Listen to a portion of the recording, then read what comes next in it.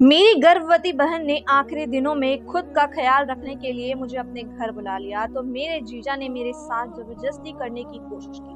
मैंने डर कर सब कुछ अपनी बहन को बता दिया, लेकिन बहन बोली तुम्हें ये सब करना ही होगा, वरना दूसरे के दिए गए जख्म इतनी तकलीफ नहीं देते जितनी अपनों के दिए गए घाव। मेरे साथ भी कुछ ऐसा ही हुआ।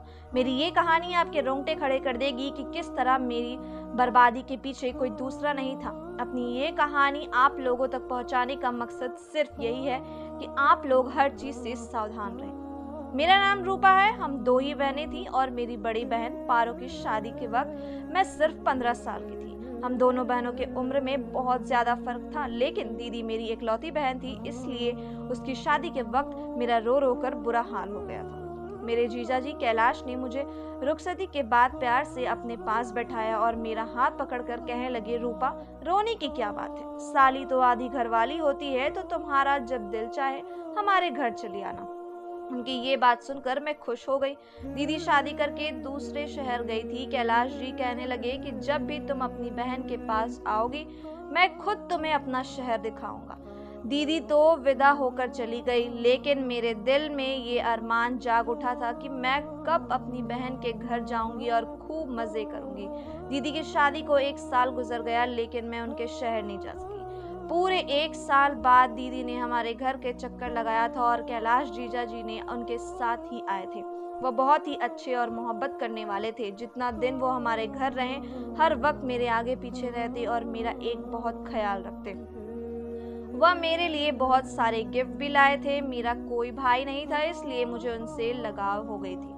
1 हफ्ता हमारे साथ गुजार कर दीदी वापस अपने ससुराल लौट गई। 1 महीने बाद फिर दीदी का फोन आया। उन्होंने बताया कि वो प्रेग्नेंट हो गई है और ये खबर सुनकर मैं और मम्मी पापा बहुत खुश हुए। बहुत दिन के बाद हमारे घर ऐसी कोई खुशी की खबर आई, लेकिन दीदी बहुत ज्यादा परेशान थी और वो मम्मी से कह रही थी कि वो अकेले दूसरे शहर में इस हालात में नहीं रह सकती है, क्योंकि उन्हें बहुत ज्यादा उल्टी हो रही है और डॉक्टर ने उन्हें आराम को कहा है। ये सुनकर मम्मी भी बहुत ज्यादा परेशान हो गई। मेरी बड़ी बहन तो मम्मी की जान में बसती थी।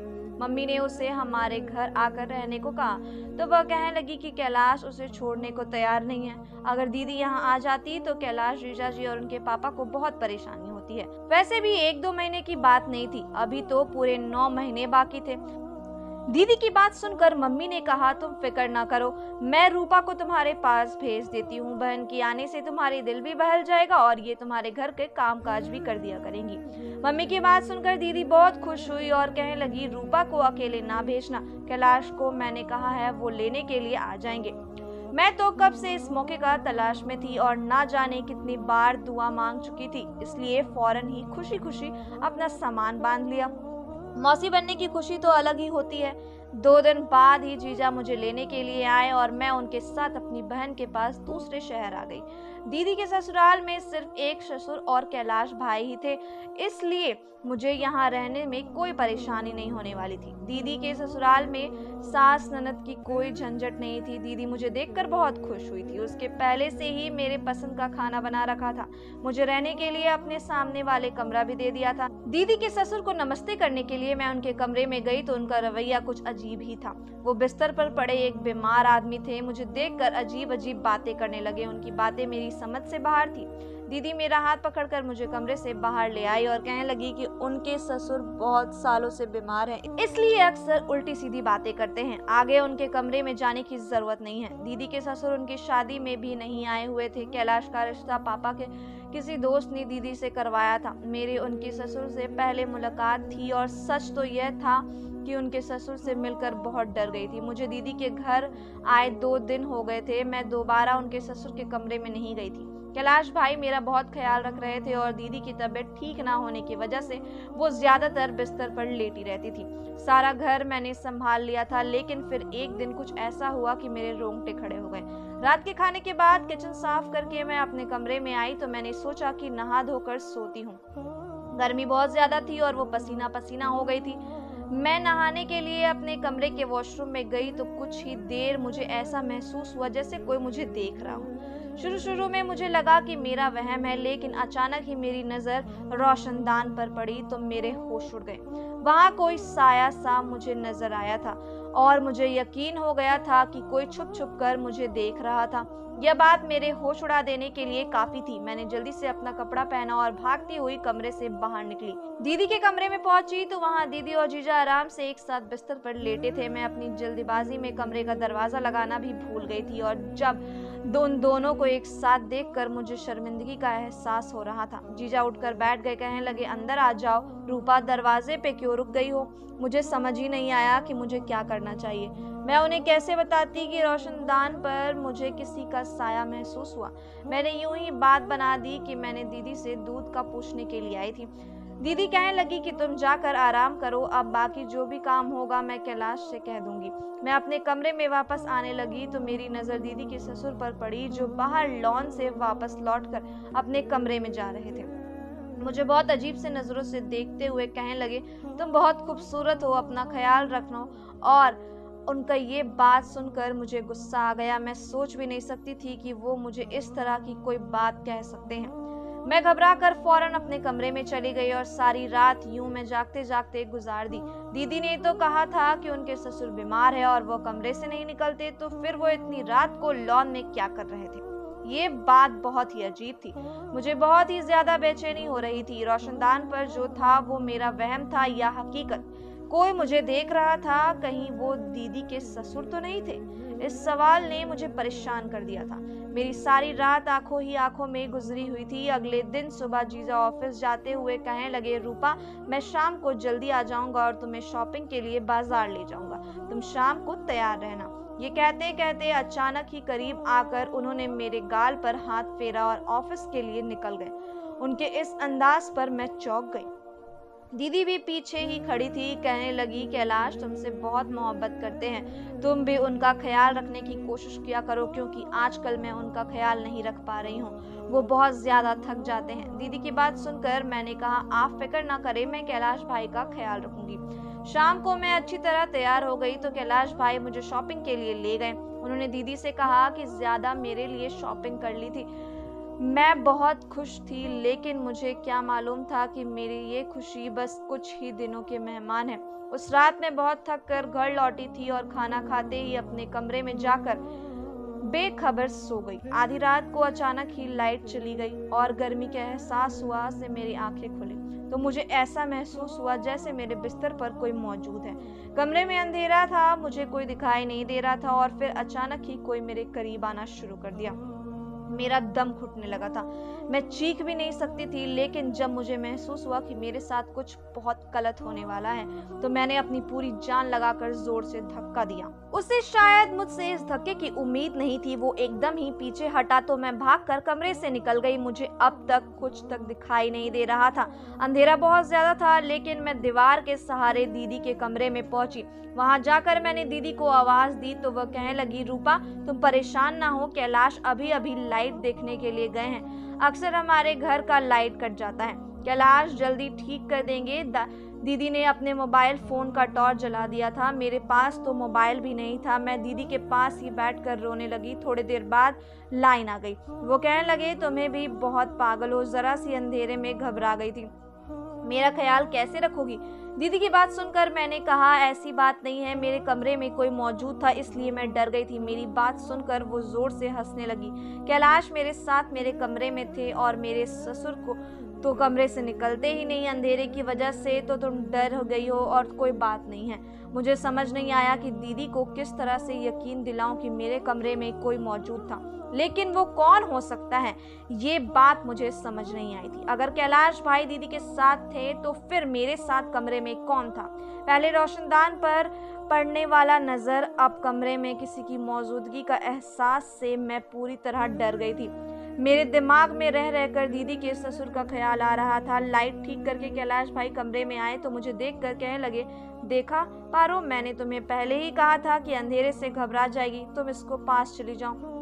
दीदी जीजा से कहने लगी, बहुत अंधेरा था, मैं अगर गिर पड़ जाती तो मुझे क्या मालूम था कि मैं इतनी डर जाऊंगी। मैंने उन दोनों से कहा कि आप परेशान ना हो, मैं ठीक हूँ और अब अपने कमरे में जाकर सोती हूँ। मैं दीदी का ज्यादा परेशान नहीं करना चाहती थी, क्योंकि मम्मी ने मुझे मना किया था कि डॉक्टर ने दीदी को टेंशन देने के लिए मना किया है। मैं डरते डरते वापस अपने कमरे में आ गई और दरवाजा लॉक करके बिस्तर पर लेट गई। नींद तो मुझे नहीं आ रही थी। मैं सोच रही थी कि किसी न किसी बहाने से घर वापस लौट जाऊं। जो भी था यह मेरा वहम नहीं था, इस बात का मुझे अच्छी तरह यकीन हो गया था। कोई मेरी तन्हाई का भरपूर फायदा उठाने की कोशिश कर रहा था। अगले दिन कैलाश भाई किसी काम से थोड़ी देर के लिए दोपहर के वक्त ऑफिस से घर लौट कर आए। उस वक्त दीदी दवाई खाकर अपने कमरे में गहरी नींद सो रही थी और मैं किचन में खाने का तैयारी कर रही थी। कैलाश भाई किचन में ही चले आए और मुझे पीछे से पकड़कर अपनी बाहें में जकड़ लिया। मुझे उनसे इस व्यवहार का बिल्कुल भी उम्मीद नहीं था। मैं हड़बड़ाकर खुद को उनसे छुड़वाने की कोशिश करने लगी। मेरी आवाज मेरे गले में ही दम तोड़ गई थी और मैं कुछ भी नहीं कर सकी थी। मगर कैलाश ने तो मुझे छोड़ने के बजाय और कस के पकड़ लिया और कहने लगे, तुम इतनी खूबसूरत हो, तुमसे नजर हटाने का दिल नहीं करता। बहुत मुश्किल से मैंने खुद को उनसे छुड़ाया और किचन से बाहर भागने लगी तो कैलाश कहने लगे कि तुम नहाते हुए भी बहुत खूबसूरत लग रही थी। मेरे मोबाइल में तुम्हारी वीडियो है। जीजा के ये शब्द से मेरी सांसें रुक गई थी। मैं सोच भी नहीं सकती थी कि वो इस कदर घटिया इंसान होंगे। मैंने रोते हुए जीजा की तरफ देखा तो वो कहने लगी कि मैं बस प्यार या मोहब्बत की बात करना चाहता हूँ। जैसे ही जीजा ने मेरी तरफ कदम बढ़ाया, मैं भागते हुए अपने कमरे में चली गई और खुद को लॉक कर लिया। मैं डर से कांप रही थी। मैंने जीजा का जो रूप आज देखा था उससे पहले कभी नहीं देखा था। मैं तो उन्हें भाई की तरह समझती थी, लेकिन वो तो मेरे इज्जत के दुश्मन निकले थे। पता नहीं कैसे कब उनकी नजर मुझ पर थी और मैंने गौर भी नहीं किया था। कैलाश भाई बस कुछ वक्त के लिए ऑफिस से घर आए थे, इसलिए वो वापस चले गए थे और मैंने सोच लिया था कि अब मैं एक पल भी यहाँ नहीं रुकने वाली हूँ। शाम के वक्त जब दीदी अपने कमरे से उठकर मेरे पास आई तो उस वक्त मेरे आंखों से रो रो कर सूख चुकी थी। वो परेशान से पूछने लगी कि क्या हुआ है, किस बात से तुम इतनी रो रही हो। मैंने दीदी से सच छुपाया क्योंकि उनकी हालत ऐसी नहीं थी कि मैं जीजा के बारे में इतनी बड़ी बात बताऊं। मैंने रोते हुए कह दिया कि मुझे मम्मी पापा की बहुत याद आ रही है और मैं घर वापस जाना चाहती हूँ। मेरी बात सुनकर दीदी ने मुझे गले से लगाया और कहने लगी, इतनी जरा सी बात पर तुमने रो रो कर आंखें सुलझा ली है। तुम फिक्र ना करो, शाम मैं भी कैलाश के साथ तुम्हें वापस भेज देती हूँ। जीजा के साथ एक शहर से दूसरे शहर सफर का सोचकर मेरे रोंगटे खड़े हो गए थे। मैंने दीदी से कहा कि पापा मुझे लेने के लिए आएंगे, मैं पापा के साथ जाऊंगी। दीदी कहने लगी, ठीक है, अच्छी बात है, इस तरह से मैं भी पापा की मुलाकात कर लूंगी। दीदी की बात सुनकर मैं खुश हो गई और दीदी जैसे ही मेरे पास उठकर अपने कमरे में गई तो उनकी जोरदार चीख की आवाज आई। मैं फौरन दीदी के कमरे की तरफ भागी तो ये देखकर मेरे होश उड़ गए कि दीदी बिस्तर के पास गिरी हुई थी और अपना पेट पकड़कर जोर जोर से चीख रही थी। मैंने दीदी को उठाकर बिस्तर पर लिटाया और बहुत देर तक उनके पास बैठी रही। उनकी हालात मुझे बिल्कुल भी ठीक नहीं लग रही थी। मैंने दीदी से कहा कि डॉक्टर के पास चलते हैं, लेकिन उन्होंने साफ मना कर दिया और मेरा हाथ पकड़कर कहने लगी कि रूपा, तुम मुझे छोड़कर ना जाओ, मैं इस हालत में अकेली नहीं रह सकती।